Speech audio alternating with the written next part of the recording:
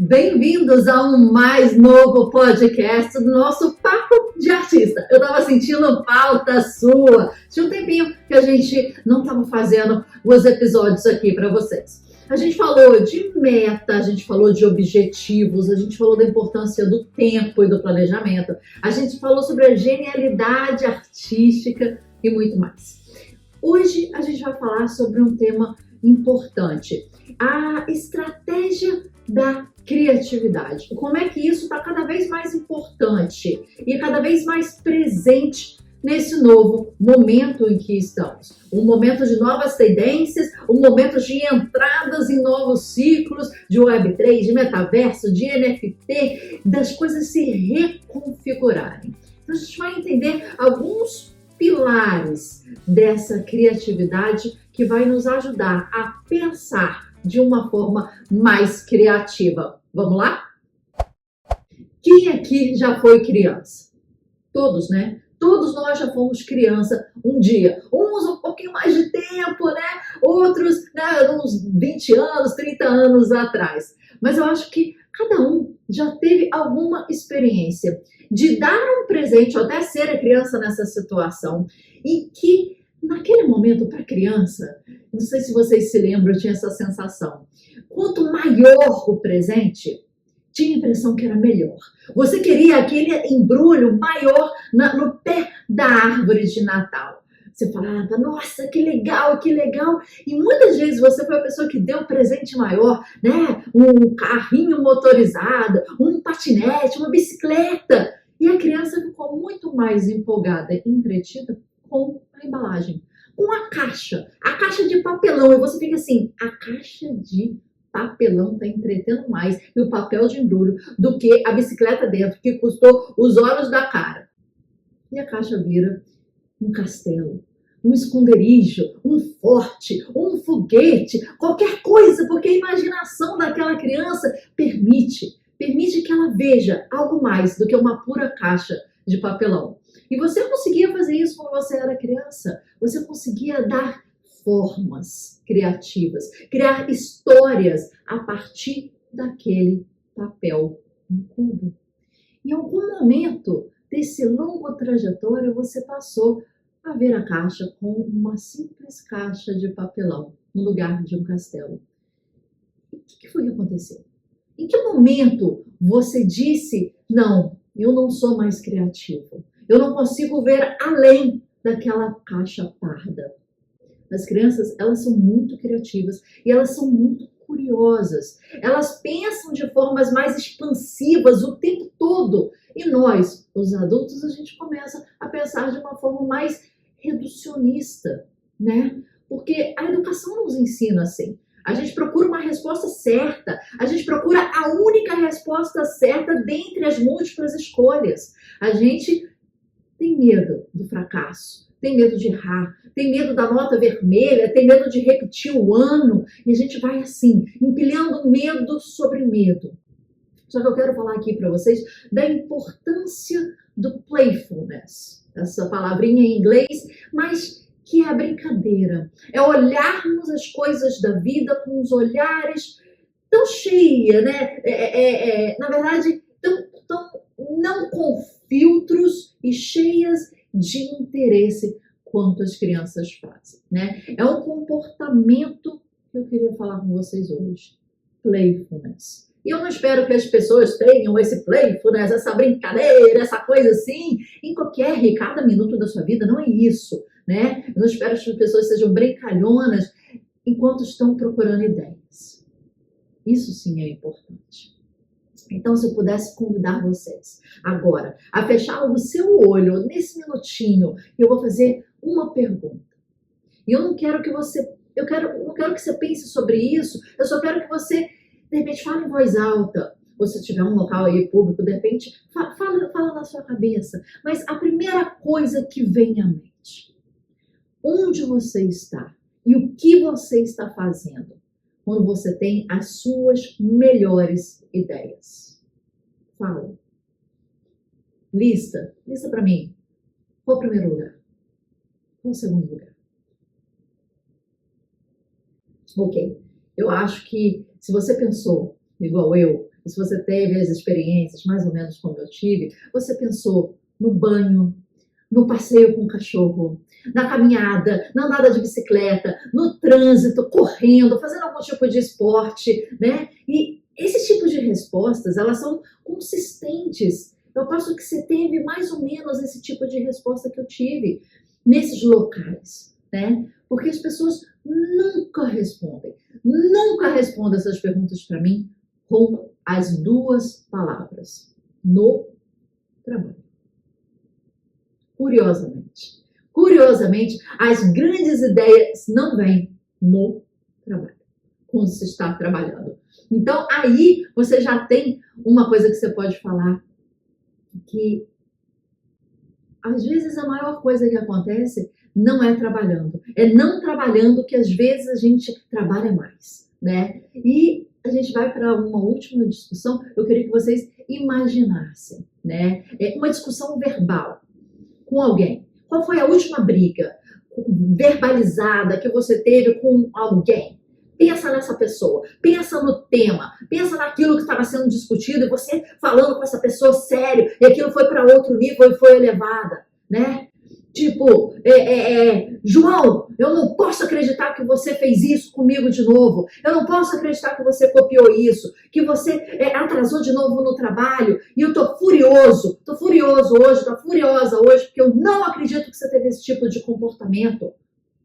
E aí você explode, você estoura, você fala várias coisas e você sai de lá. Respira. Imagina que você vai para uma cafeteria.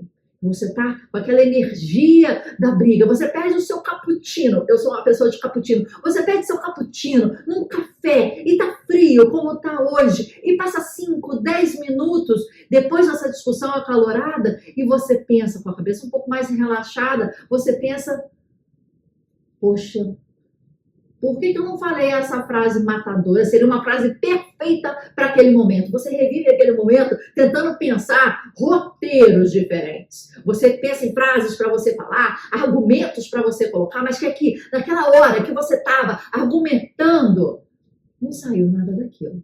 Não saiu nada do que você pensou depois que poderia ser maravilhoso você ter dito. Não, eu teria dito isso. Ah, deveria ter dito aquilo outro, seria uma frase perfeita. Mas já aconteceu. A discussão já passou.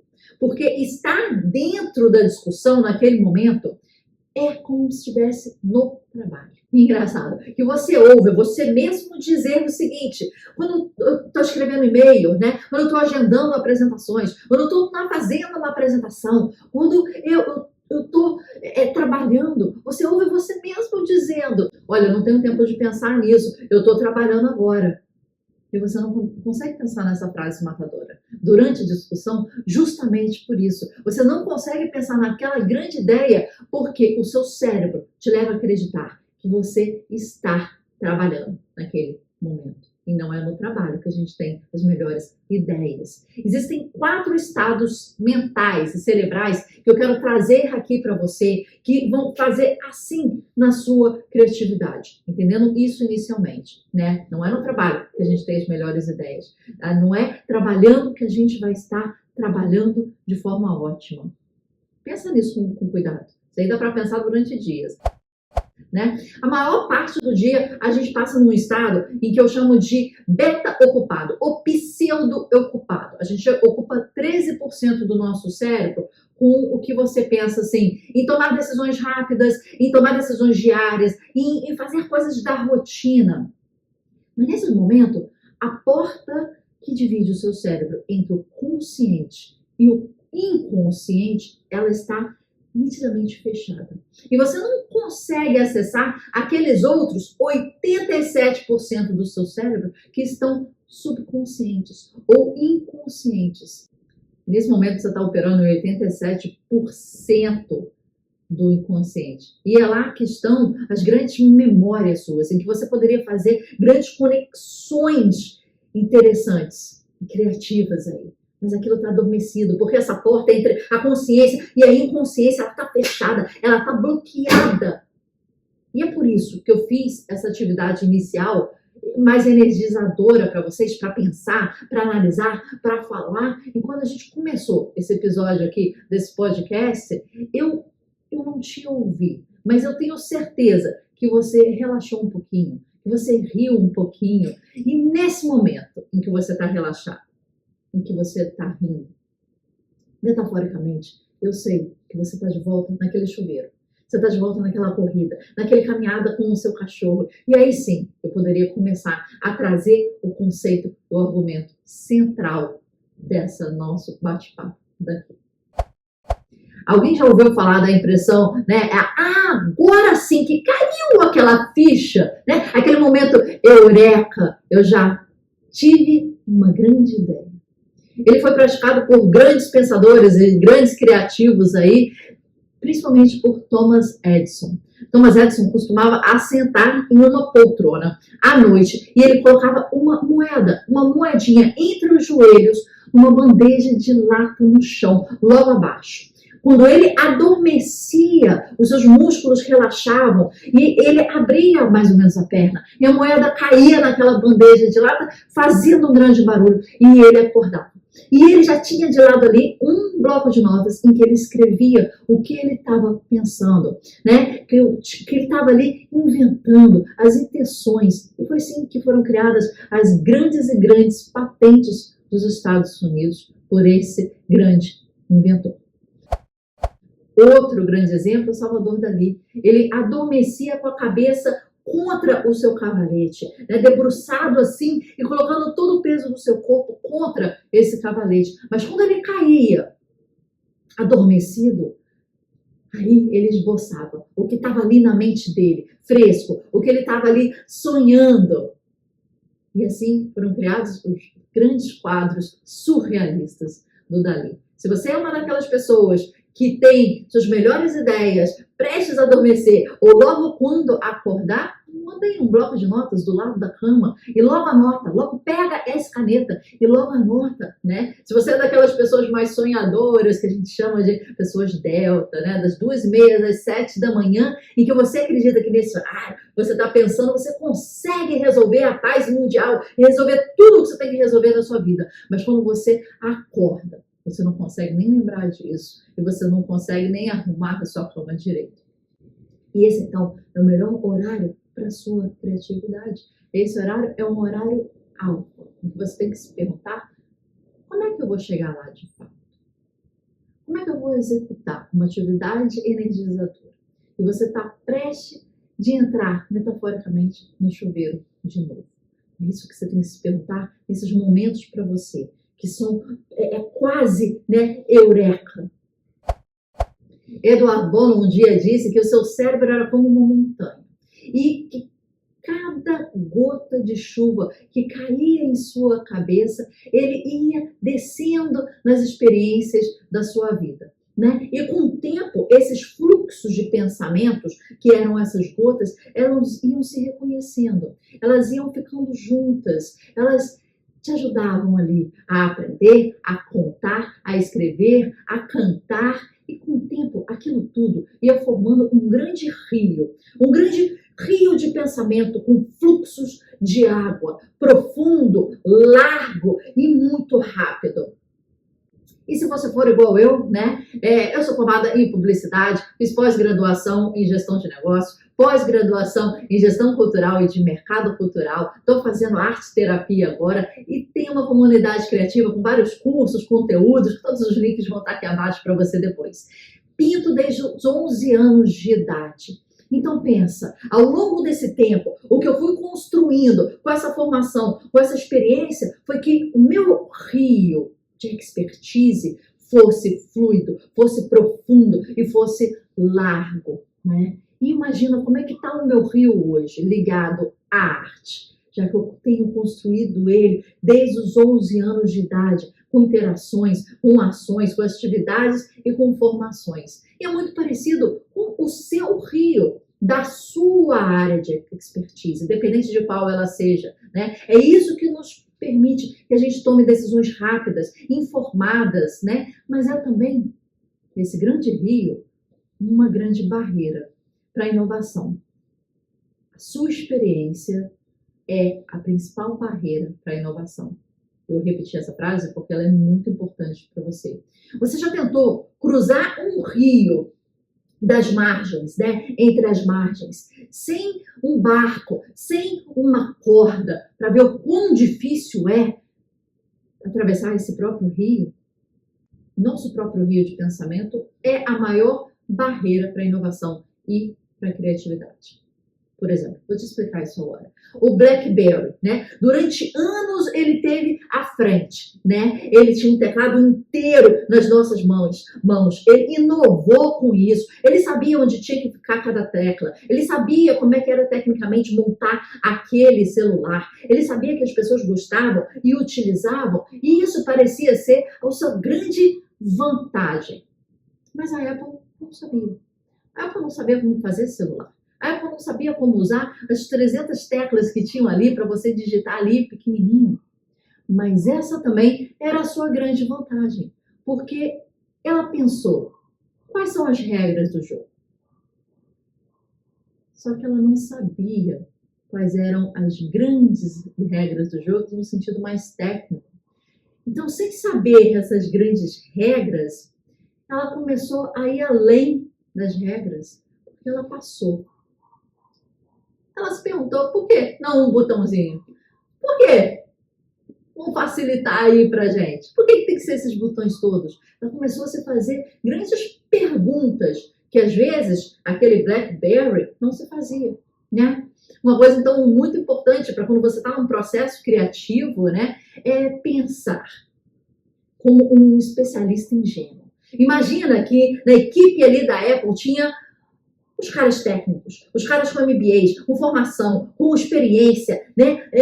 Mas tinha também aquele cara ingênuo, aquele especialista que tem um conhecimento, mas ele também tem a coragem de chegar no meio daquela reunião daquela equipe e fazer perguntas. Perguntas que quiçá você não faria naquela situação, porque você tem medo, que as pessoas vão achar, né, que eu estou perdida aqui no rolê, né? Mas você vai questionar problemas. Né? Você fará aquela pergunta embaraçosa que a maior parte das pessoas não faria.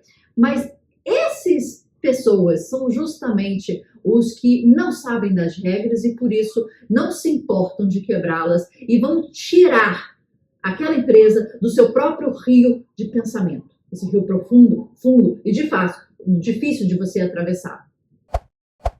Então esse é o papel do outlier nessa situação. Perguntar what if, perguntar e se.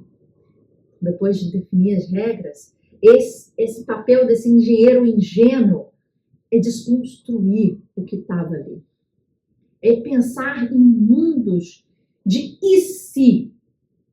E se perguntar muito isso. O Walt Disney foi um grande outlier. Ele fala que tem um filme chamado Fantasia, ou acho que a tradução é Fantasia, né? Que nunca foi um grande sucesso de bilheteria. Mas em 1940, o Disney, de tão criativo que ele era, ele queria mudar dentro do cinema. Ele queria que tivesse gotejamentos de água dentro do cinema e depois um calor embaçando todo aquele ambiente ali para que o espectador estivesse dentro daquela atmosfera ali e fosse bombardeado com aquela né, neblina ali dentro. E o dono do teatro disse, Walt, meu caro, seus filmes ficam aqui 6 meses e isso é muito caro para implementar aqui dentro. E o que Walt Disney fez? Ele fez isso. Ele listou as regras de um cinema. Quais são as regras de um cinema? Vamos pensar aqui. Ele é escuro, ele é possivelmente sujo, é algo que eu tenho que ir num horário específico para lá, é algo que tem um horário para começar e determinado para terminar. Eu tenho uma cadeira específica para sentar, não posso chegar lá e de repente escolher minha cadeira, né? Eu tenho que assistir os trailers obrigatoriamente, eu não consigo controlar aquele ambiente. E aí ele listou essas regras. E para cada regra que ele listou, ele perguntou, what if? E se a gente muda isso? E se a gente pudesse controlar o ambiente? E se a gente tirasse os filmes do cinema? Eu não sou dono de cinema, o Walt Disney falando, mas E se eu pegasse o filme e tirasse ele do cinema? Eles não poderiam ser mais bidimensionais, eles teriam que ser, de repente, tridimensionais. E se eles fossem tridimensionais, eles precisarão de um local para acontecer. E se eles têm um local para acontecer, e quando a gente vai dar vida àquilo, eles vão trazer os personagens para perto, né, dos espectadores. E se os personagens estivessem andando por aí, nesse local que eu vou criar, e as princesas, elas não podem estar junto dos piratas, porque eu não vou conseguir criar um ambiente, a atmosfera da princesa, junto com a atmosfera do pirata, por exemplo, que é de outra história. Então, o que eu vou precisar? Eu vou precisar de cenários diferentes para trazer as emoções diferentes para aqueles personagens, naquele espaço que eu vou criar.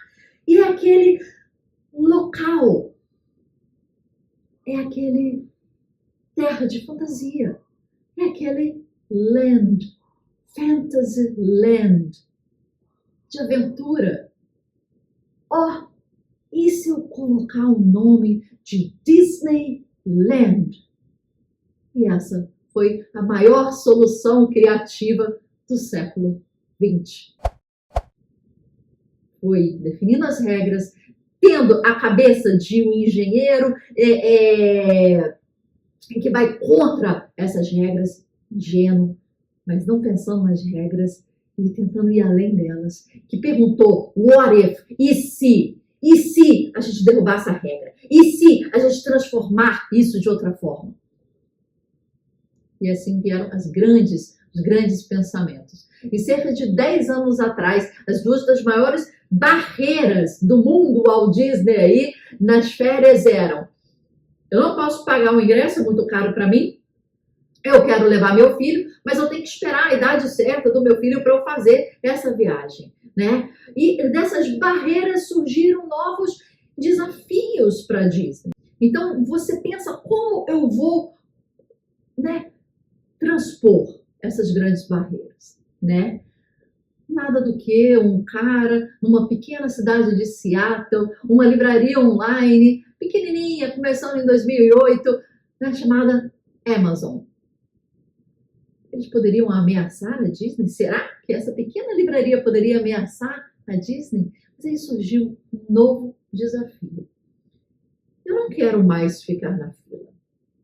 A Amazon me disse que eu não preciso esperar, que eles me dão as coisas exatamente no tempo que eu quero, rápido, otimizado. Ali, ó, tá em casa o seu livro, tá em casa o que eu preciso, tá em casa o feedback de todo mundo, tá em casa uma segunda pensamento do quem comprou isso também comprou isso, porque tá bebendo um café e tá lendo o seu livro no Kindle. Dá um gole, tô falando demais. E a Amazon trouxe isso, trouxe um novo modelo de negócio. Então a gente pode listar agora todas as regras do parque temático Disney. Né? E para você comprar um ingresso, você tem que ficar na fila. Né? Você entrando lá, você tem que ver um personagem, tem que entrar na fila de novo. Você tem que fazer um passeio, né? Porque, imagina, ir na Disney e não fazer um passeio. Você tem que fazer um passeio, você tem que reservar um hotel. E você vai listando. O que acontece? Quais são as regras, né? E se você pegar uma delas, vamos supor, ficar na fila, né? E se imagina se a Disney tivesse começado com um pensamento de como poderíamos ganhar mais dinheiro. Eles teriam iterado, eles não teriam inovado.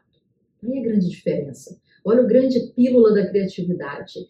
Pense com a cabeça do seu consumidor. Porque o grande desafio, quando ele é reformulado na sua frase, ele consegue mudar e transformar a realidade daquela empresa, entendendo a barreira mais importante para o consumidor e não o desafio mais importante para a companhia. O desafio mais importante para a companhia, muitas vezes, ele vai cair no dinheiro. Como eu vendo mais? Como eu otimizo os tickets? Como eu vendo mais dias para a pessoa que está fazendo, né? Se você for para a Disney, um dia de Disney é muito caro. Você começa a ficar interessante de 3 a 5 dias, porque eles fazem um pacote, aí o valor diminui. Aí a Disney ia pensar nesse sentido. Mas a pergunta mais audaciosa em 2008 a se fazer não foi essa. Foi, e se não não houvessem filas?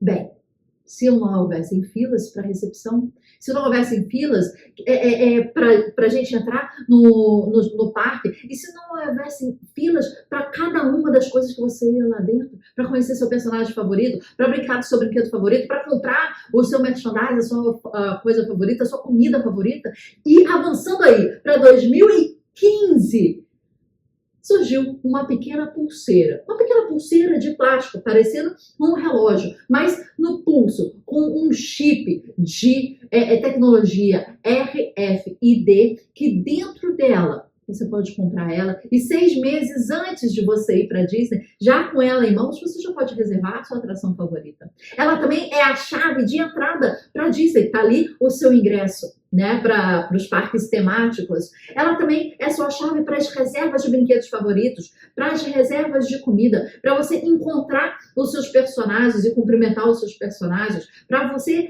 ter um merchandising. Se você tocar no merchandising com aquela pulseira uma vez, aquele merchandising já vai para o seu quarto de hotel. Se você tocar 2 vezes com aquela pulseira no merchandising, ele já vai para a sua casa. Eu seleciono a comida que eu quero e o Disney sabe aonde que eu estou georreferenciado. Eu entro no restaurante, já sabe que a comida que eu selecionei, já sabe que eu estou ali e a comida já está na minha mesa quentinha para eu comer.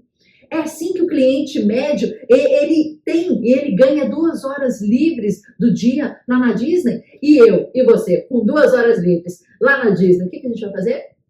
A gente vai gastar mais dinheiro. Então, é isso que é você pensar de forma criativa. Olha que ideias legais, né? Você está dando um valor real para o seu consumidor em troca de algo que vai gerar mais receita para o seu negócio e aumentar o seu capital. É pensando criativamente, né? Aqui nós somos artistas, né? Eu estou falando com pessoas criativas, artistas, né? Mas a gente sempre precisa resolver problemas, independente da sua área de atuação, de forma criativa. E tendo esse tipo de pensamento, um pensamento criativo, você consegue transpor.